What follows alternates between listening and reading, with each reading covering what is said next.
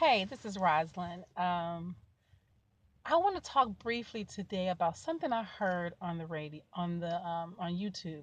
I was listening to Pastor Keith Moore, and he said something that um, I found very interesting. A lot of times when we're believing God for something, we tend to put God in our box and what makes us comfortable, and we put him in a box based on our ability to do something, not realizing that what God has for us to do has nothing to do with us or our abilities, but it has to do with him and what he says. So Keith Moore, who is a faith minister here in Missouri, he was talking about trusting God beyond your ability, beyond your capacity financially, or even for your healing.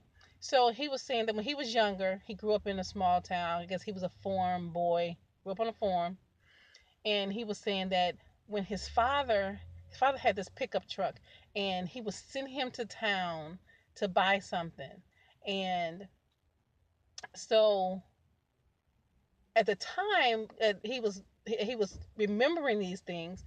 He was trusting God to go on a mission trip. The mission trip cost $2,000, and he was saying at the time 500 seemed impossible. But he was trusting God for this mission trip. He had came up with $1,000. He was $1,000 short. He needed 2,000. So he said that the guy reminded him that when he was younger and he would have to go to town, he said, "Whose car did you drive?" "I drove my father's car." "Whose money did you spend?" "I spent my father's money." And so when he said that, I thought about it. Anything that we have is not ours, it's our Father's. So we, meaning myself too, I need to stop looking at things about according to my ability, because it's not me who's doing it, it's my Father. So we have to stop limiting God based on what we see, because it's not about what we see with our natural eyes.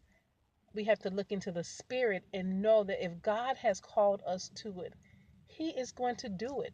I keep saying that, and I say that almost every time I make a video, because I have to reassure myself as well. This is not something I'm just talking about. This is something that I'm walking out. So we have to trust God beyond what we see, beyond our natural ability, because God is not limited by what we think.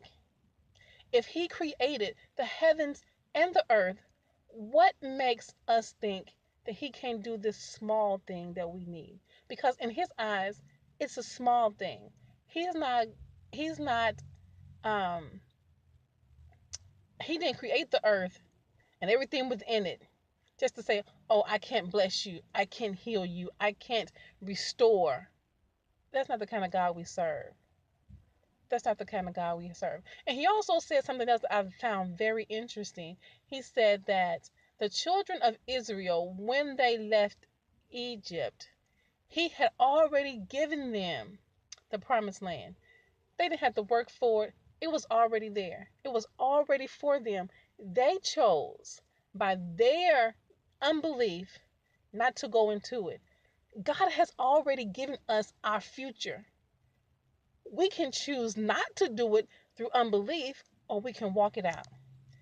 I choose to walk this thing out and not let unbelief or doubt keep me from what God predestined before the foundation of this world. He knew me, He knew you, He knew the good things that He had for you, for me. But we can choose not to do it, just like the children of Israel, and they died in the wilderness wondering, wondering, wondering. I don't want to wonder. I want to go to the place that God has for me and to do the thing that God has called me to do. So today I say, let's walk it out, people. Let's not put God in a box. Let's not doubt. Let's walk in faith, and let's just not be hearers of the word, but let's be doers of his word as well.